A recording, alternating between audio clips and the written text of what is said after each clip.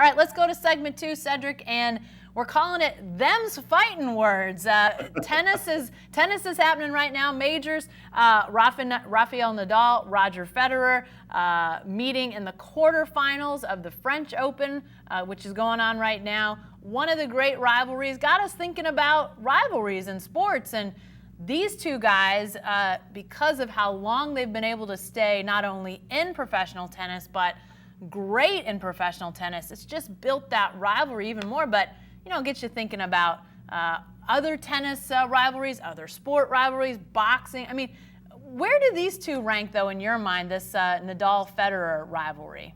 I think Rafa is up 23-15, and he kind of owns him on clay. But overall, it's been a really good rivalry. It's the second best rivalry in tennis history. The first being Chris Evert and Martina Navratilova. They got after it for almost 2 decades. Chrissy owned Martina early, and then Martina got into shape with Nancy Lieberman and turned the tables. And we're talking French Open. I'll never forget that memorable French Open when Chris Evert beat Martina after she hadn't beaten her in a long time. So America rejoiced. But it also reminds me, Ali Frazier was a great boxing rivalry back in the day, and Bob Arum, Don King, promoter rivalry.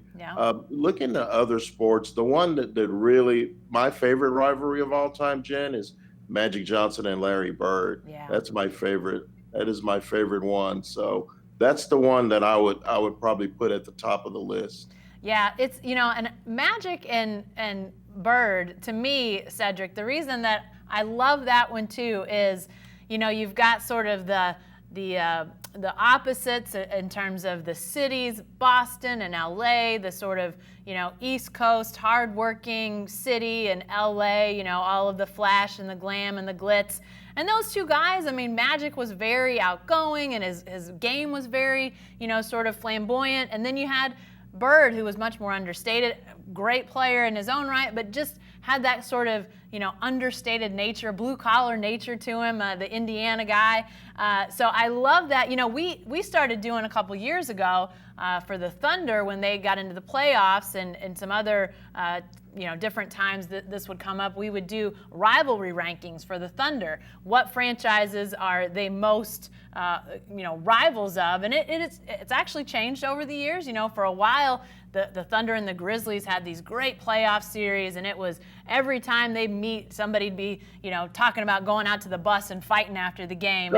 Just great drama. Now you've got obviously Durant in Golden State and how that rivalry is kicked up. Harden in Houston. Just great. Rivalries to me, Cedric, are one of the great things about sports. You and I have gotten to see up close and personal one of the ultimate team rivalries in OU Texas or Texas OU, depending on which side of the state line you're on. But, just great rivalries. And, OU Texas, I mean, there may not be a better one because of just the back and forth between those two. Anytime they play, it's great stuff. Yeah, and I'm so blessed. We're both blessed to have witnessed a lot of those games in Dallas, and now that the Big 12 is having all the teams qualify for the Big 12 championship, not doing a north-south, it increases the chances of them playing twice, which I think is cool. Anytime you can get those two guys in the same building, it's going to be raucous, and it was at Jerry World. Right now, they're the two best programs in the Big 12 and probably the two best teams. So hopefully we will reconvene in Dallas once again and make it a twofer. That never gets old to me. No, me either. And I know that, with the dissolving of the old, or the sort of like the long-standing Big 12, we've seen some rivalries disappear. Obviously the Missouri-Kansas basketball rivalry that was, has run so high over the years. We haven't seen that matchup. Texas A&M, Cedric, down in your neck of the woods. I know that's always an ongoing conversation. Oklahoma and Nebraska are going to renew their football rivalry in a few years, but that Texas A&M, Cedric, it hasn't happened in football yet, but the powers that be have been working to get other sports together, whether it's NCAA tournaments or different things like that. The Texas A&M thing, anytime they play nowadays, it's got to just sort of infuse people with the passion of that rivalry again. It's going to happen, and it's going to happen in the Cotton Bowl next season. They're both going to go 9-4, and they're going to both end up at Jerry World, and Texas is probably going to get to play 3 games or get to play 2 games at Jerry World. I think it'll be Texas OU again for the Big 12 marbles. So I think that would be great. They would fill that place up.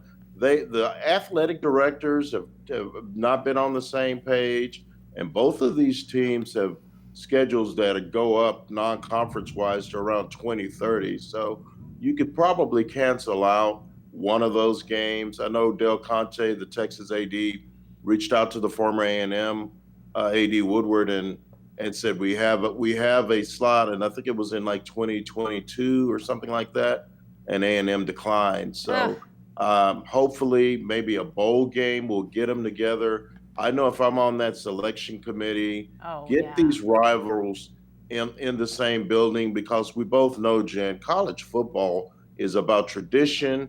It's about rivalries. It's about Auburn, Alabama. It's about Oklahoma, Nebraska, Oklahoma, Texas, and Texas A&M. The game is a lot more fun when the big dogs are going after the team that they hate the most. Yeah. Well, if they play in the Cotton Bowl, we're coming back and saying, you heard it here first. Cedric predicting it the first week of June, for crying out loud. By the way, that would be fantastic. The Cotton Bowl would never have to, they wouldn't even probably be able to open up ticket sales. They'd be gone so fast. It'd be unbelievable if that happened. So I am definitely on board with that.